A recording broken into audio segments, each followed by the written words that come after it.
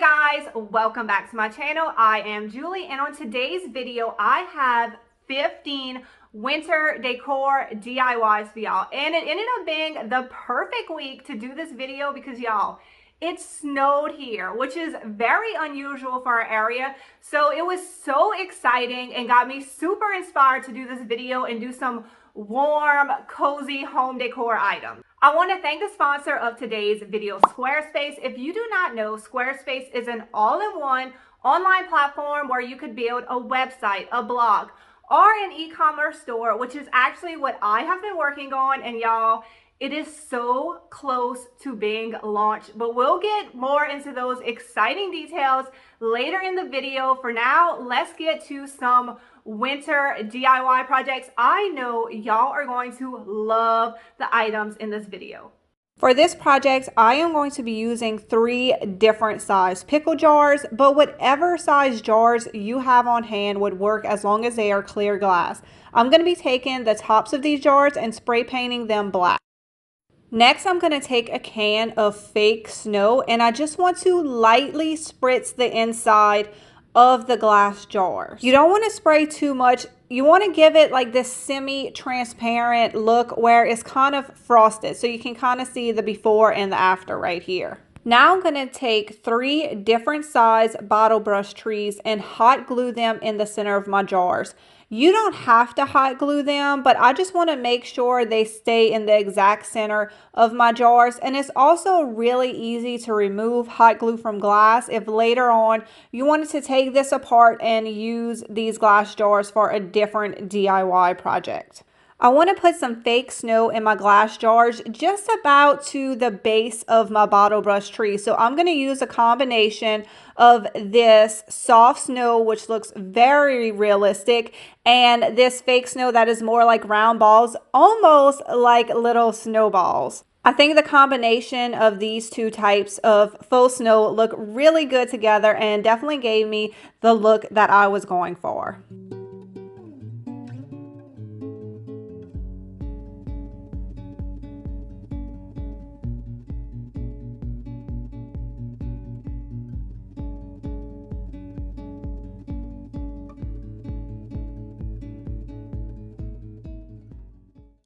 For this project, I am going to be using Pringles cans, and y'all are not even going to believe how amazing this project is going to turn out. I'm going to cut them in half using my miter saw because I have it and that was easy, but you could also cut it in half with a razor knife or something like that. I cut my can down to different lengths, but you can keep it the same, cut it right in the middle, or make it different. It's whatever you want. And if you have any rough edges, just take some sandpaper and sand it down. I'm going to hot glue the tops on just to make sure that they stay in place. Now, using my drill, I'm going to put a hole in the center of each can, both the metal bottoms and the plastic tops. I want to add some decorative trim to the top and the bottom of my canister, so I'm going to be using the IOD Trimmings 3 mode and IOD Air Dry Clay. I already put some cornstarch in my mold to keep the clay from sticking, and then you just put the clay in and then you rub off all the excess with your fingers, and then I like to kind of jiggle around the mold a little bit to help it release, and then you just pull it right off. Oh, my piece did tear a little bit, but that's not a big deal. We're going to glue everything back together.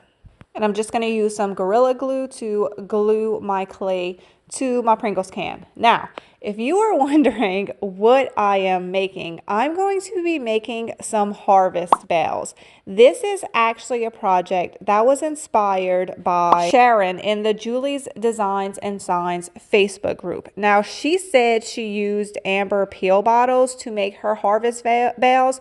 I'm not exactly sure what that is, but I was also thinking plastic tumblers would work. But when I saw her picture, I knew these Pringle cans would be perfect, but I did want to make them a little bit more decorative. In Sharon's picture, her harvest bales were very simple, so you don't need to add these details if you do not want to. But if you want to add details in a more handmade look, but you don't have the IOD trimmings mode, you could simply just add some clay to the top and the bottom. I just rolled out a line of clay and then put it on my Pringles can, and I thought it ended up giving it a very pretty handmade, almost kind of hand forged look. To give my bales that brass look, I'm going to take them and spray them with this gold metallic paint, both on the outside and on the inside.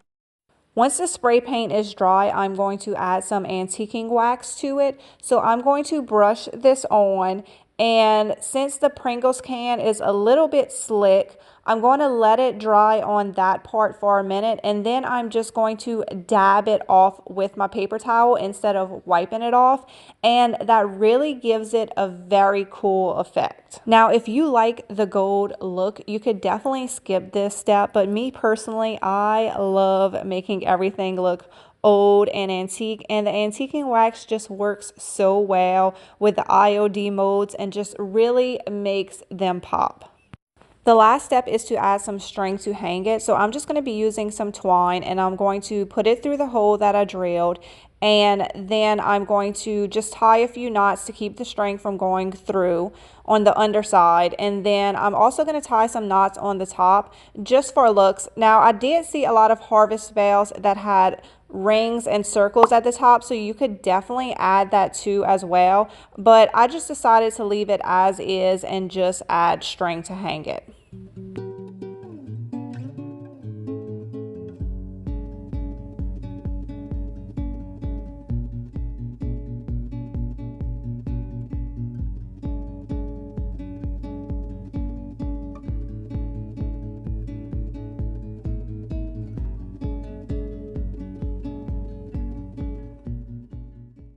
I got these 3 different size glass vases from the thrift store, and they may also be the same ones you can get from the Dollar Tree, but I'm not sure. But I wanted 3 different sizes, and I also got 3 different kinds of white sweaters from the thrift store. I'm going to take the sleeve of one of the sweaters and put it on my vase to kind of see how far up I want it to go, and then I am going to cut the sleeve. To keep the sweater in place, I'm going to add hot glue around the top. Now, if your sweater is very tight, this step may not be necessary. I'm also going to glue the sweater to the bottom of the vase, but you want to try to do it as evenly and flat as possible. That way your vase sits level on your surface. Also, when you're doing the bottom, do not pull too hard on your sweater because you want to try to keep your sweater pattern as even as possible. I decided to use a different sweater for each vase. That way they would have a slightly different color and a different pattern, but they would still look like a cohesive collection since they were all covered with sweaters. This last one is my personal favorite. I just love the thick, chunky texture on this sweater.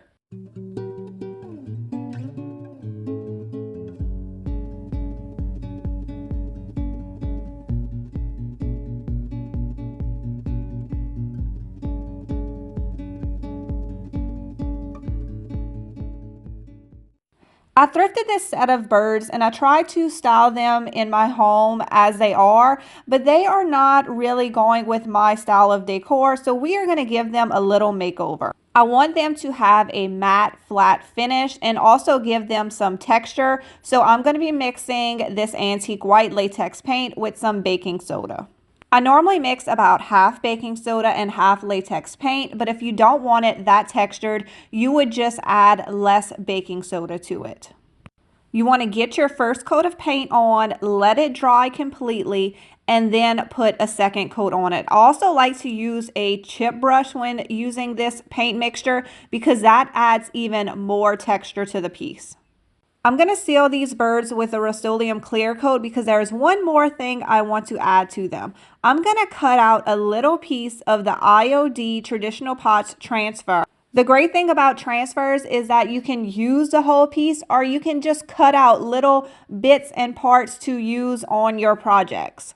So I'm just going to cut out 2 small parts that I think would look good on the birds. And I'm going to put my image on the chest of the birds. So this little plastic piece that I have, it comes with your transfer, and you just rub it over your type or your image, and that image will transfer onto your piece. When you think that you are done, you want to very carefully and slowly remove the plastic. That way, if you see any pieces that have not transferred, you can just go back and rub them a little bit more.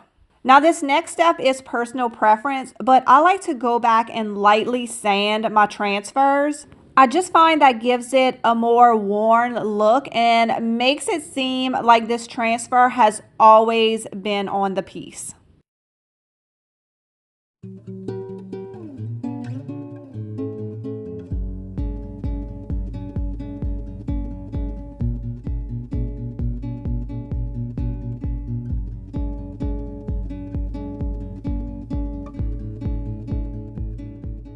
Hey guys, welcome to my office in the corner of the dining room, and please excuse the noise. My computer is over 15 years old and it does squeak, but you know, it's serving its purpose. I am obviously not tech savvy, but I'm going to show y'all what I've been working on squarespace.com to start my website. Y'all, if I can do it, you can do it as well. I'm going to bring y'all in closer. So this is what my website is looking like so far, y'all. I am keeping it very simple. Like I said, I'm just going to learn as I go. You can add more stuff to this and make it as fancy as you want, and I probably will later on. But like I said, for now, I'm keeping it super simple. So what I want to talk about today is shipping and payment. So you're going to go to the Commerce tab, and then you're going to go to payments.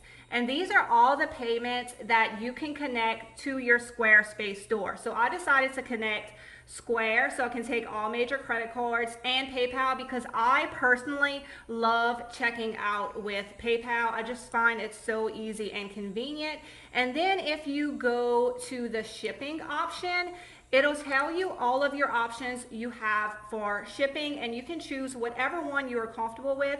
I personally chose USPS and decided to do shipping by weight and dimension. So whenever a customer checks out, it will calculate the shipping for them. So if you think you also might be interested in starting your own online store or website, make sure you go to squarespace.com/Julie's Designs and Signs to start your free trial. And when you are ready to launch your website, you can use code Julie's Designs and Signs to get 10% off your first website or domain. Y'all, I am so excited, and I promise my website will be launching this month. So stay tuned for more details on that exciting development. For now, let's get back to more DIY winter projects.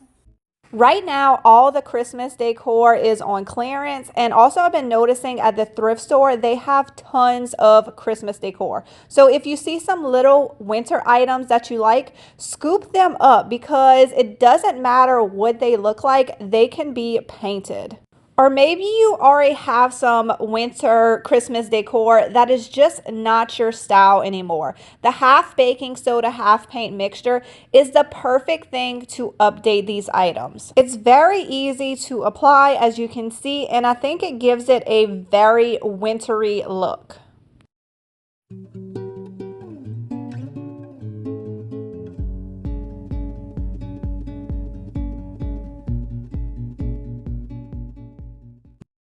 For this project, we are going to be using 3 hardback books. I got them in 3 different sizes, but you could use whatever size that you wanted.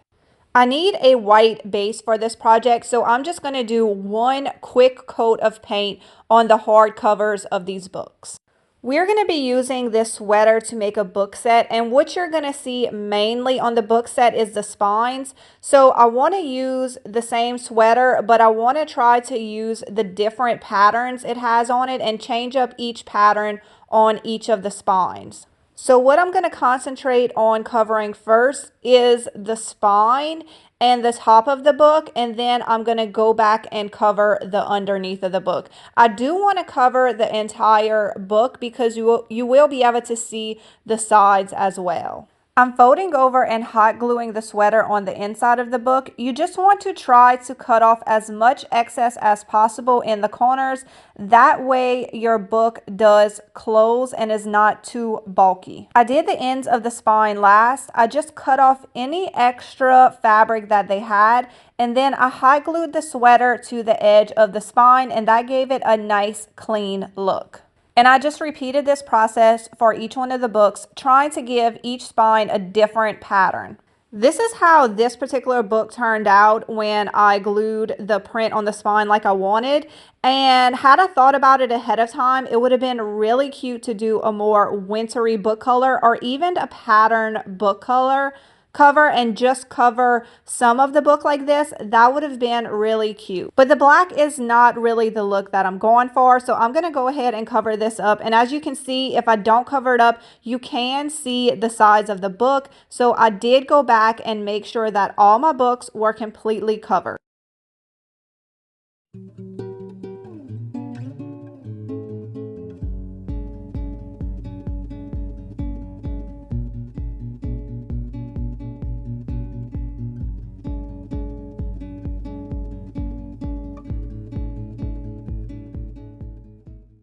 I'm going to be using this scrap piece of wood and the IOD typesetting stamp to make a little winter sign. If you like making signs and you don't have a Cricut machine or you don't hand letter, this stamp set is so perfect. I actually do hand lettering, but I still use this set all the time for so many different projects. I love the vintage worn look that stamping gives that is just really hard to recreate. And these letters are the perfect size to fit on 2x4s if you want to make little shelf sitters, which is exactly what we're going to be making. I spelled out the word winter on my thin mount, and I am actually using the IOD erasable chalk ink, but I'm just going to be using it as white ink. And if you want it to be permanent, all you have to do is seal it. And once my letters are all inked up, I'm simply going to turn it over and push it on to my board. And you just want to make sure you do not move it. Once your letters are down, you're going to push over them lightly to make sure that the ink transfers. And it is as easy as that to make a cute little winter sign.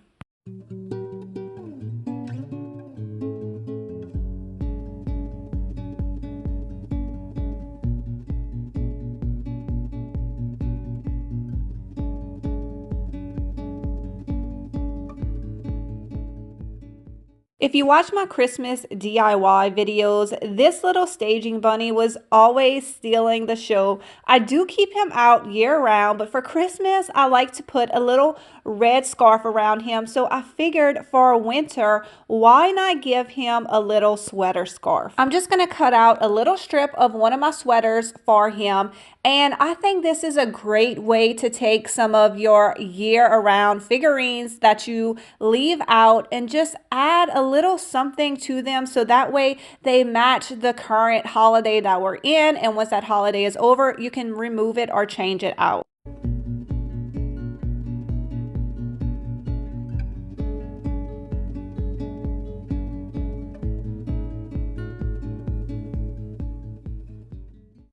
For this project, we are going to be using this wood frame that I purchased from a thrift store for, I believe, 99 cents. You have seen me use drop cloths as backgrounds for artwork or mats for pictures. So I was wondering what it would look like to use a sweater as a background for some winter art. You want to have a white background because your sweater will be see-through, and I absolutely love this chunky textured sweater. I just sprayed some spray adhesive onto my mat and then applied the sweater, and now I'm just cutting out all the edges. You don't want to turn it over and hot glue it onto the back because then your edges will be too thick and it may not fit back into your frame. So just trim the sweater as close as you can to your backer. I think this print goes perfectly with the texture on the sweater and the natural wood frame, but I don't want to permanently attach it, so I'm just going to use masking tape and kind of create my own double-sided tape.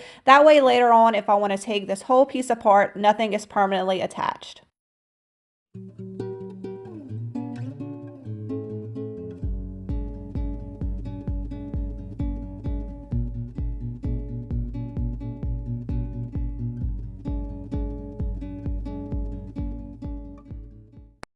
I have so many empty paint cans that I hold on to. So I'm trying to think of different trash to treasure projects to do with them. And I don't know about y'all, but music sheets kind of remind me of winter. Somebody had given me this really cool old book of vintage music sheets. So I decided to Mod Podge them to this paint can. I'm just cutting off some of the excess paper that I know I'm not going to be using, just to make it a little bit easier to center the music sheets onto the paint can. Now, this project did end up being a little bit more difficult than I anticipated because the paper was so thick. Normally, when I Mod Podge or decoupage something on, you're using thinner paper, but this was very thick. It still worked, and I think it came out great, but it just made the project a little bit more difficult. I just did the best that I could around the handles of the bucket. I trimmed it out with an X-Acto knife and then glued it down. You want to put lots of Mod Podge around your edges. That way you know they are securely glued down. And once my first layer of Mod Podge dried underneath my paper, I went over and put a top coat of Mod Podge on the entire piece. Do music sheets also give y'all winter vibes, or is that just me? Also, when I decoupage music sheets or old book paper, I like to white wax it. I feel like it gives it a very French country vibe, and that was my plan for this piece. But once it was done, I really love the color on the vintage music sheet paper, so I decided not to do that. If I would have added white wax, I would have did it on the top part of the bucket and also the handle, and it would all came together. But again, since I decided not to do that, I felt like the top needed to be painted black and also the handle needed to be painted black. It would have been better to do this before I Mod Podge the sheets on, but you know, sometimes you just got to go with the flow and make changes as the piece comes together. Don't be afraid to change up your original plan if you feel like you need to go in a different direction. Removing the excess paper was also a little bit more difficult since the paper was so thick. Normally when it's thin, you can just sand it and the excess that is not Mod Podge just tears right off. So I just did a combination of sanding, tearing, and cutting and to get the extra paper off, and then I put another layer of Mod Podge around these edges just to make sure that everything stayed in place.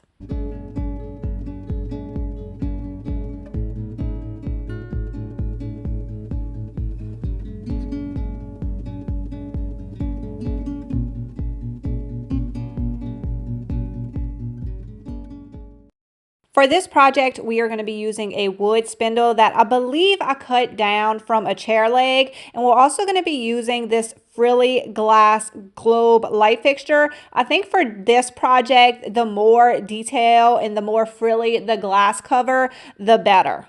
This wooden spindle fits perfectly in the hole of the glass cover, so I'm just going to be using hot glue to just get it straight. And then for permanent adhesion on the underneath, I'm going to put Gorilla Glue Clear Grip, and I'm going to let it dry overnight. Once the glue is dry, I am going to paint the entire piece with white chalk paint.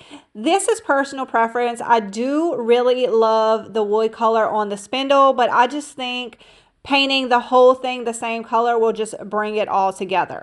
This DIY was inspired by Betty, who posted this project a few months ago in the Julie's Designs and Signs Facebook group. She said she originally got the idea from the magazine The Country Sampler, and as you can see, they left the spindle natural and the glass globe natural, which I think also looks very cute. Once my chalk paint was dry, I just wanted to go back and lightly distress some of the natural wood back in the spindle at the top. I did not distress the glass light fixture. I kind of forgot about this part until I went back and looked at the picture and saw that it had some little beads as the little, part that rings the bell and makes the noise. This is going to be purely decorative, of course. And had I thought about it beforehand, I would have attached it to the spindle with a stapler, but now I can't get a stapler inside of the bell. So what I'm going to do is take some twine and take some of these beads that I got from this 9-foot garland, y'all. It was $6 at Walmart during Christmas time. I hope y'all picked up one of these as well. So I strung a few beads on this, and then I'm going to tie a little knot at the end of the twine and then add some hot glue and then attach that little knot to my spindle. So as you can see, I could have stapled it from the beginning had I thought about it, but the hot glue ended up working out just fine.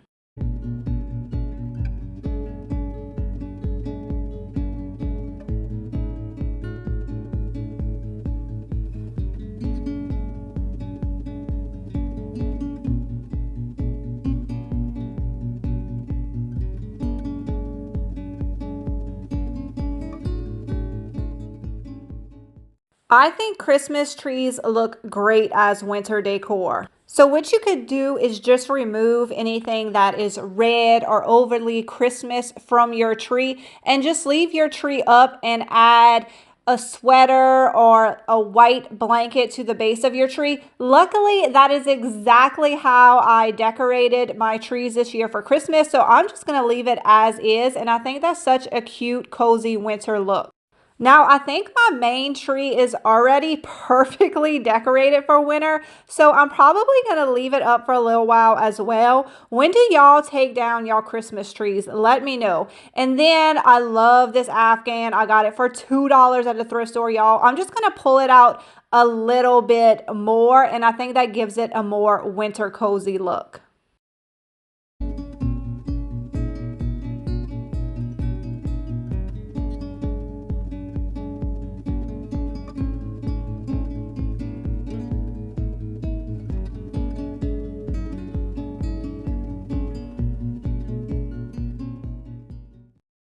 I cut out a piece of cardboard to the size that I wanted, and then I put some white paper on front of it. Now, I've done transfers before on fabric, but I was curious to see if it would work on a piece of sweater material. I took my spray adhesive and sprayed the white paper and then put my sweater on top of it. Now, I did pick the sweater with the least amount of texture on it. Then I turned it over and hot glued the excess on the back because I did want the sides to be covered with the sweater material as well, because you will be able to see that. I chose this image from the IOD Brocante transfer. I put my transfer in the center of my piece and then used my transfer tool to rub it off. I did not have any issues. It came off super easy, and actually every time I've done a transfer on fabric, it has come off really easy with no issues.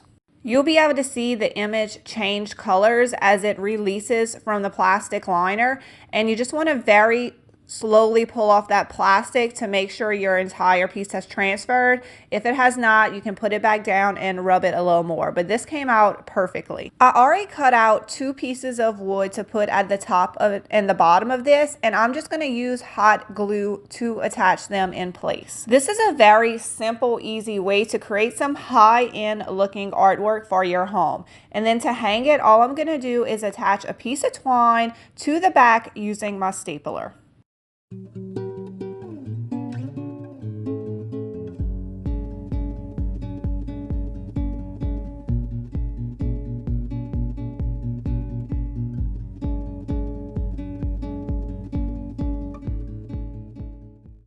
Nothing says winter more than white trees, and right now is the perfect time to scoop up trees of any shape, color, and size that you like very inexpensively. You can take these trees and simply just spray them white. Even bottle brush trees can be spray painted. I just have a can of white Rust-Oleum spray paint and I'm just going to spray these trees.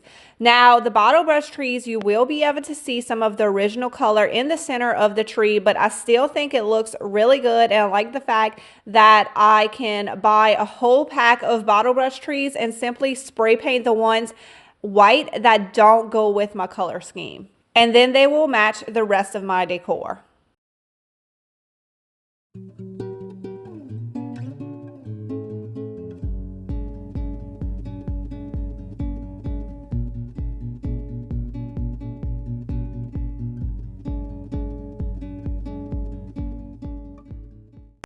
For this project, I am going to be using fence boards. I have 2 fence boards already cut down, one at 2 feet and one at 15 inches. I just found something round in my shop that was the size that I wanted, and with my pencil, I'm going to be tracing my outline on the wood, and then I'm going to cut it out with my jigsaw. This project is inspired by Eddie. She posted these angels in the Julie's Designs and Signs Facebook group.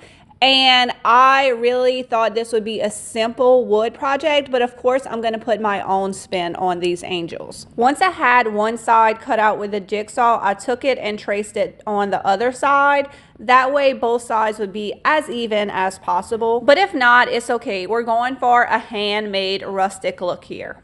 Eddie made a set of 3 smaller angels that she attached to a board. I decided that I wanted to make 2 larger angels. So like I said, one is going to be 2 feet high and the other one is going to be 15 inches tall. Once your angel is cut out, you can use your orbital sander to smooth out the wood and fix any imperfections that you might have from the jigsaw.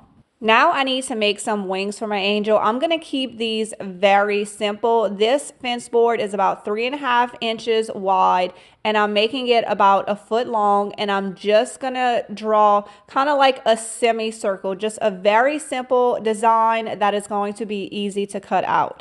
My angels are going to be very tall and I want them to be able to stand up straight even after I attach the wings. So I am going to be putting just a small piece of wood on the back that's going to help keep them stable and stand up on their own.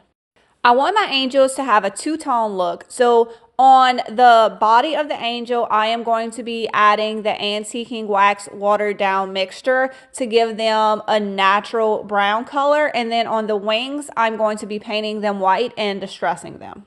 I want to make a halo for my angel. I don't have any thick wire, so I found this wire hanger in my house and that's what I'm going to use. Now I want to tell y'all it was definitely very difficult to work with, so I think just some thicker wire off of a spool would be a lot easier than this, but I was able to get it in the shape that I wanted. So in the end, it did work out. But I just wanted to let y'all know that it was a very difficult wire to work with. So if you have something else, I would definitely suggest trying that over a wire hanger. Once all my wood is dry, I am ready to put all the pieces of this angel together. So I'm just going to attach the wings to the back of the angel using my brad nailer. And then I'm going to drill a hole at the top of the angel and just glue in my little wire halo. You can get as fancy as you want with this and paint your angel in different ways, but I absolutely love the 2-tone look of this angel and the simplicity of the design.